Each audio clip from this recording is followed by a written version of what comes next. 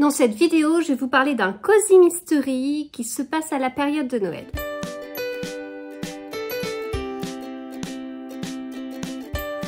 Hello, j'espère que vous allez bien. On se retrouve dans une nouvelle vidéo avec un roman de Noël. Il s'agit de celui-ci, Étrange Noël à Marcilly de Caroline Costa aux éditions J'ai lu. C'est un livre qui a une couverture déjà que j'adore, vraiment, il y a tout au niveau de l'ambiance de Noël, c'est parfait. Dans le titre, il y a aussi Noël, mais il n'y a pas trop de Noël dans le livre. Mais je reviens après sur ce point-là.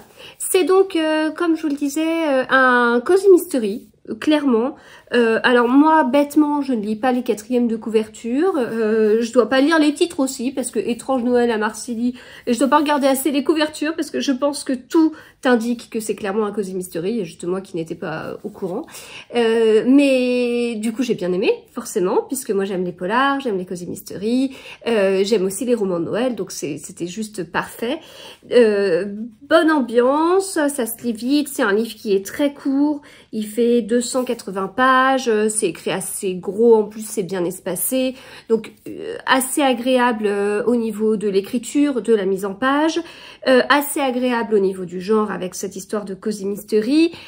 Petit clin d'œil à un auteur de thriller célèbre, alors on nous parle de Maxime Novak et en fait on voit assez vite qui sont ses collègues auteurs, donc on comprend dans quelle maison d'édition il est et donc on comprend si on est plutôt sur du Maxime Chatham ou Novak qui à l'écrit ressemblerait un petit peu à Norek et donc à Olivier Norek.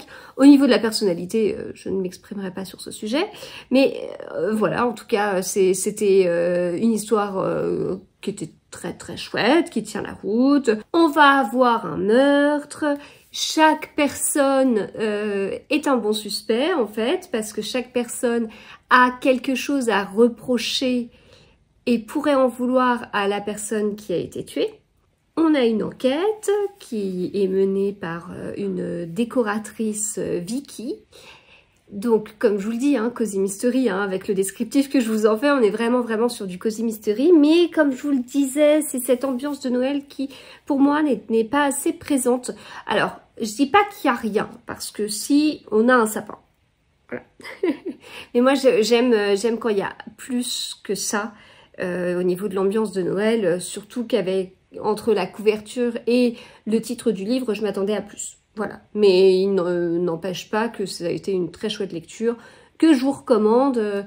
Alors bon, là je sais que la vidéo sort au mois de décembre, donc on s'approche vraiment de Noël, et ceux qui sont même ceux qui sont Noël tardif et qui ne commencent pas les romans Noël avant le 1er décembre, ce que je trouve bien dommage vu tout le choix qu'on peut avoir, mais ceux qui ne commencent pas avant le 1er décembre bah, sont déjà dedans, mais sinon ça aurait pu être un bon roman de Noël pour ceux qui aiment bien commencer avant et bien profiter de cette période, et du coup dans les tout premiers, enfin du style si vous commencez mi-octobre ou début novembre, ça peut être un roman qui est très bien à ce moment-là en fait, quand vous avez peut-être moins d'exigences sur du Noël à fond, parce que moi plus j'approche de Noël et plus je veux dans les livres du Noël, archi décoré, archi cliché, etc. Là ce sera pas le cas.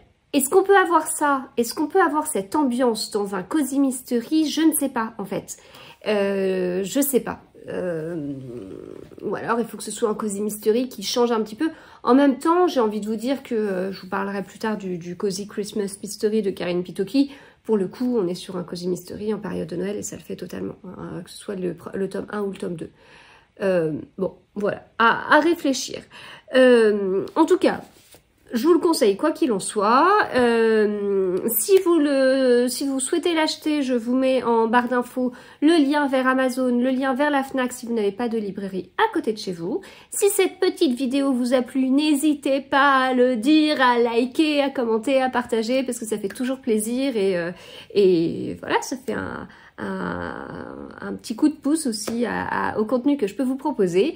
Et nous, on se retrouve très vite pour soit des avis lecture, soit des vlogs lecture. À bientôt!